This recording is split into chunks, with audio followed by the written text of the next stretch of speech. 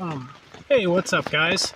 Today I wanted to talk about a interesting topic that I was thinking about.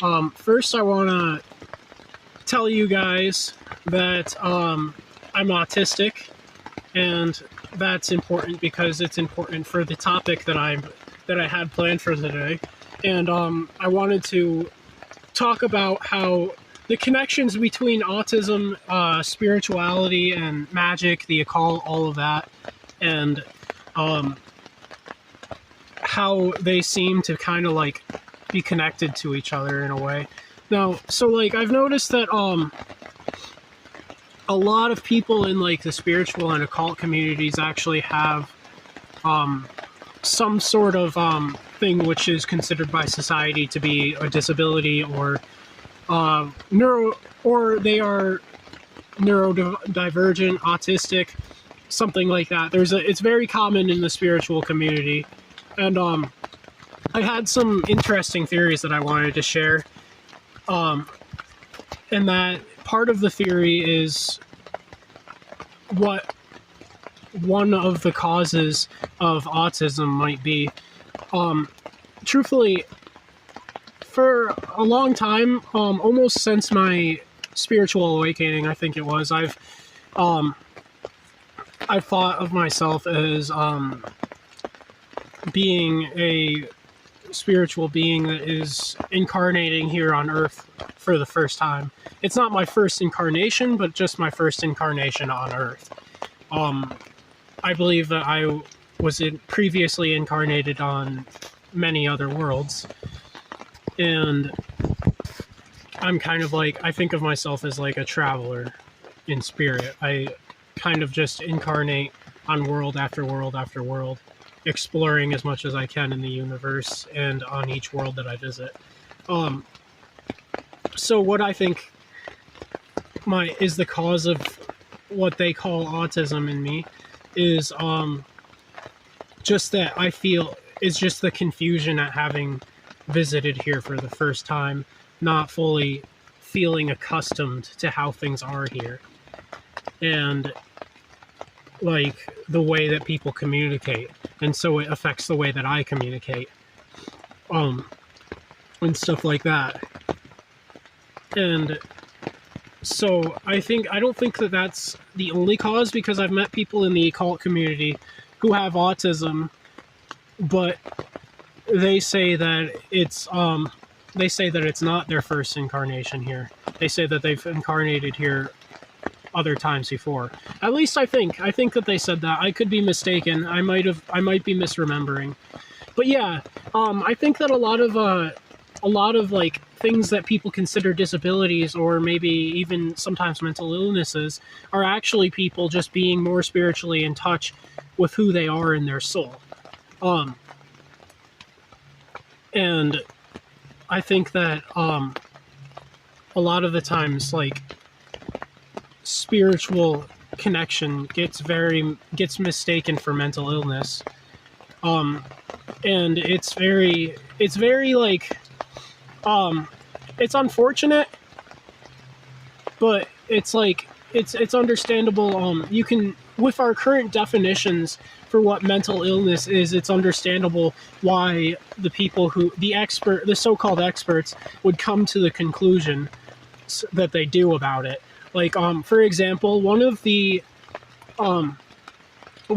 signs of mental illness, the symptoms of mental illness, I can't remember which one. I think it might be psychosis, it might be something else. It might be schizophrenia, but basically the symptom is believing that everything has spiritual significance. And there's a lot of symptoms that are like that relate to like spirituality and stuff like that, and kind of blur the lines between spirituality and mental illness, because everything, pretty much everything, does have spiritual significance. There's certain things that, of course, they just happen. They don't really happen for any specific reason. For example, well, okay, no, never mind. I think that everything is exactly where it's supposed to be. for a specific reason. But like, it doesn't necessarily mean anything. It's not necessarily going to have an impact on your life personally, your personal life, but it is there for a reason, and we might not know what that reason is, but there is a reason why things are the way that they are. And it does all have some sort of spiritual significance, in my opinion. So I wouldn't say that it would make sense to classify that as a sign of mental illness. I think that mental illness and disabilities and stuff like that need to be redefined and re-examined. Because we much too often look at somebody who we don't understand, who's just going through some sort of spiritual experience, and deem them as being crazy. It's happened to me a couple times before, and I don't blame people who I don't really blame people who think that I'm crazy. I mean, it's kind of like hard not to when you're looking at me from the outside. I don't have anything. I'm just going out and living in the woods in a tent, and pretty much my tent is all I have. So I can see and when I first started on this journey, I barely knew anything about what I'm doing. And so I can see how people might think that I'm losing it a little bit, but because they don't see what's going on the inside of me. Only I see that. But yeah, it's very interesting how like mental illness and disabilities and autism kind of tie into spiritual awakening and spirituality and stuff like that. But yeah, like another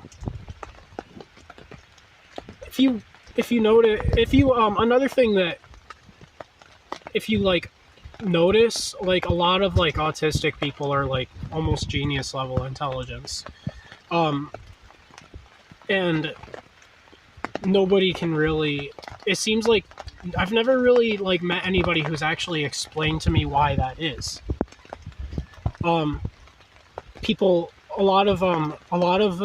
A lot of people with disabilities and with autism and stuff like that, I've noticed that they seem to be wise beyond their years. They seem to be very old souls.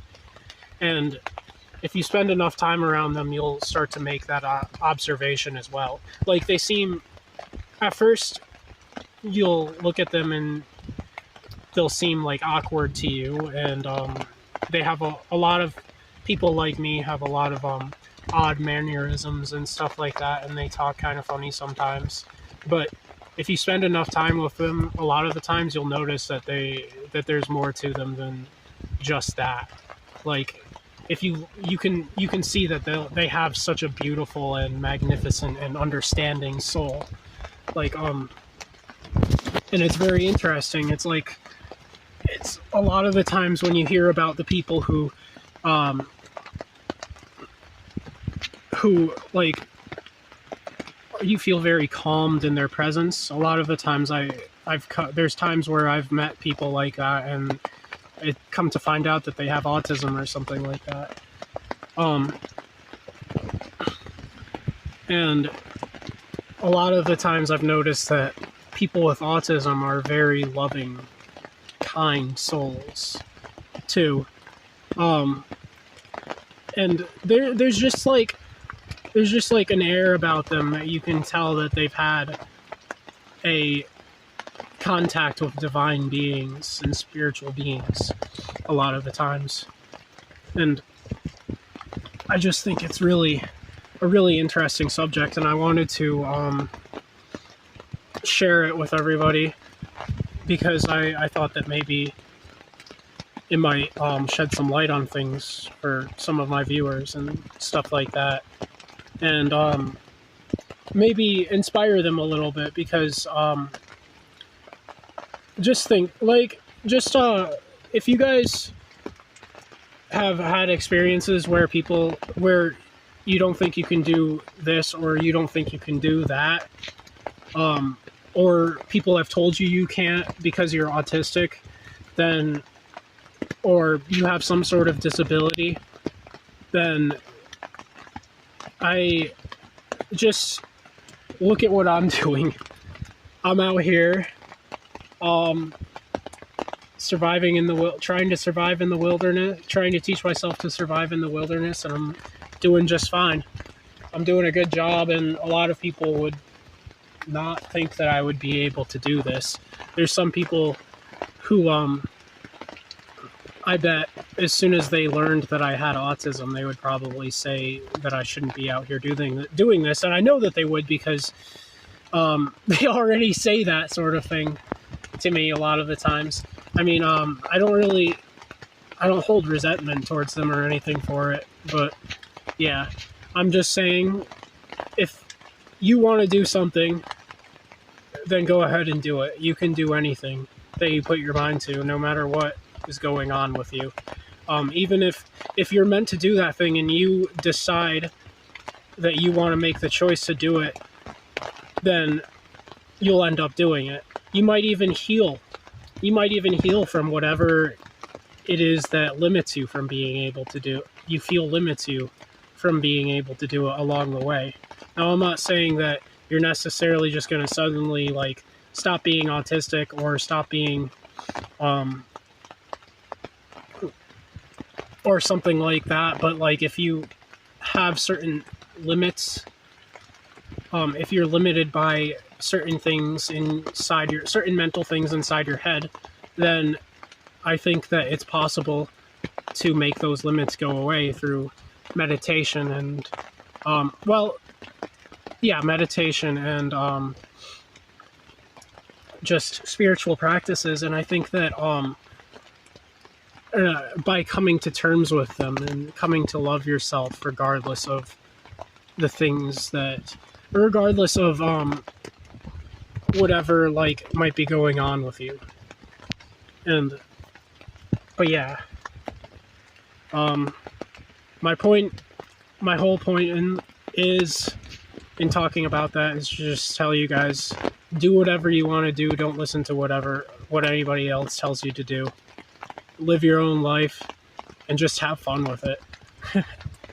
Yeah. I think that's where I'm going to end the video for today. I'll see you guys later. Have a beautiful day. Blessed be.